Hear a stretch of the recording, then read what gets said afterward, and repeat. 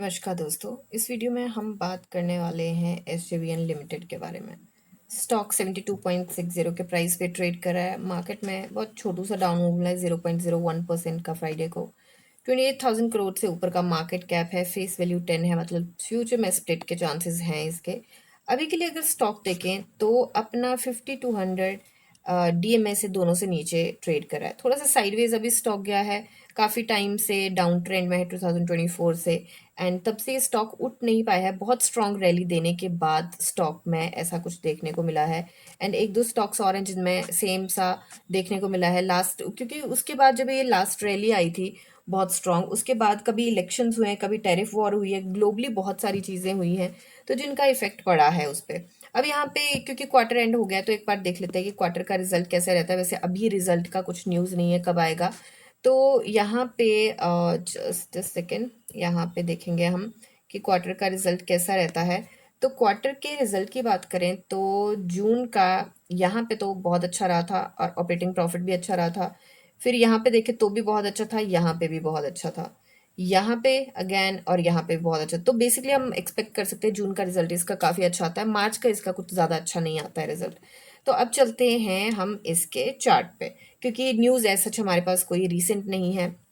Recent हमारे पास जो news है 29th ऑफ व्हाट यू से जून को, 29 जून को यहाँ पे इस इनको एक वो इनका जो गुजरात ऊर्जा विकास निगम लिमिटेड है उनके साथ पावर परचेज एग्रीमेंट हुआ था। अब पावर परचेज एग्रीमेंट का मतलब ये है कि उनका जो सिक्योर हो जाता है कि आने वाले टाइम में पावर सेल सिक्योर्ड है।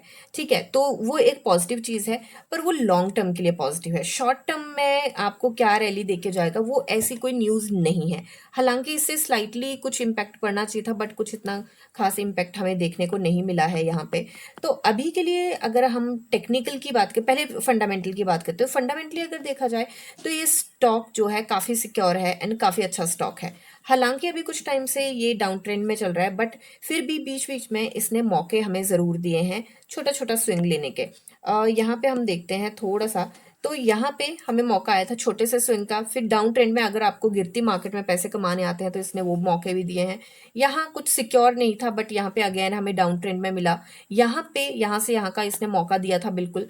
फिर उसके बाद थोड़ा सा साइडवेज जाते जाते नीचे आया। एंड अभी के लिए अगर देखें तो ये अपने इस पॉइंट पे खड़ा है एंड ये इसका बहुत सिक्योर पॉइंट है। अगर इस पॉइंट को ये ब्रेक कर देता है तो हमें हो सकता है कि काफ़ी स्ट्रॉन्ग डाउन मूव देखने को मिले। अब यहाँ पे देखेंगे हमारे जो ये अपने पिवट को ब्रेक करके नहीं निकल पा रहा है आगे।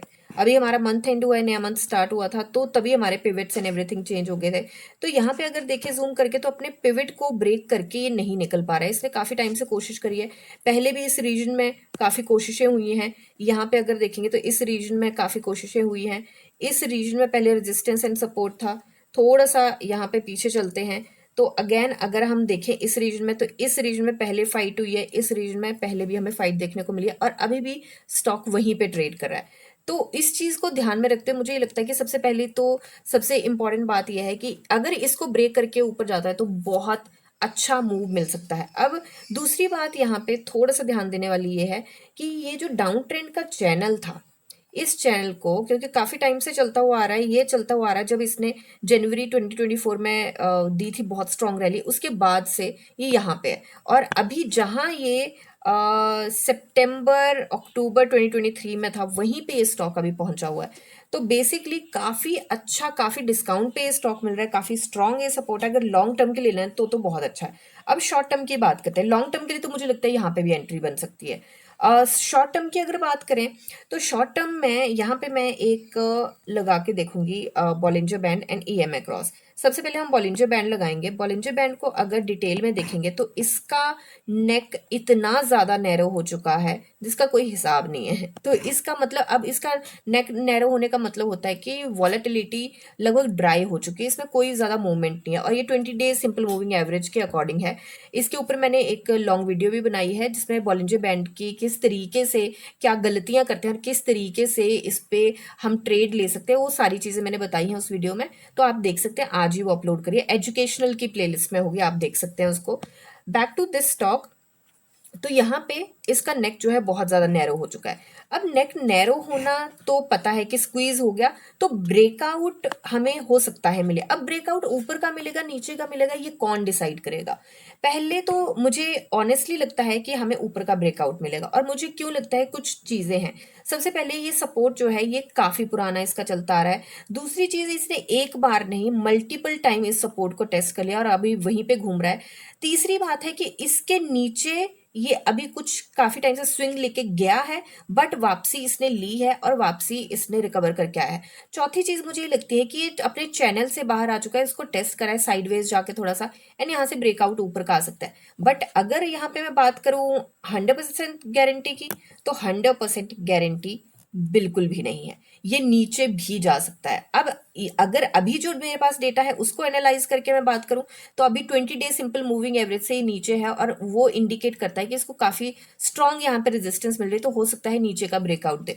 अब नीचे का ब्रेकआउट जो मैंने बात करी कि ऊपर का क्यों मिल सकता है, क्योंकि काफी टाइम से कंसोलिडेट कर रहा है, इसको 2 साल हो गए, 2 साल से ऊपर हो गए हैं कि ये डाउन ट्रेंड में है। अभी इसने चैनल इसको ब्रेक किया है, और यहाँ पे काफी उम्मीद है कि ये ऊपर जा सकता है। और अभी थोड़ी डस्ट भी ग्लोबली सेटल हुई है, हालांकि आए दिन कुछ ना कुछ चीजें चलती रहती हैं, बट मुझे लगता है कि अब इसका टाइम आ चुका है। वॉच लिस्ट में इसको रखा जा सकता है। I am not saying short term के लिए एंट्री बनाओ, शॉर्ट टर्म के लिए वॉच लिस्ट में रखा जा सकता है। लॉन्ग टर्म के लिए मुझे लगता है पार्शली एंट्री यहाँ पे बहुत बन सकती है। अब यहाँ पे बात करते हैं, इसको करते हैं क्लोज। अब यहाँ पे बात करते हैं, आई एम सो सॉरी, यहाँ पे बात करते हैं हम स्ट्रॉन्ग रेजिस्टेंस की।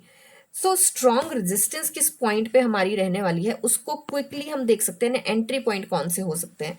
तो सबसे पहले हम बात करेंगे स्ट्रॉन्ग रेजिस्टेंस की। तो जहां पे अभी स्टॉक ट्रेड कर रहा है उसके पास छोटू मोटू रेजिस्टेंस तो बहुत सारी हैं।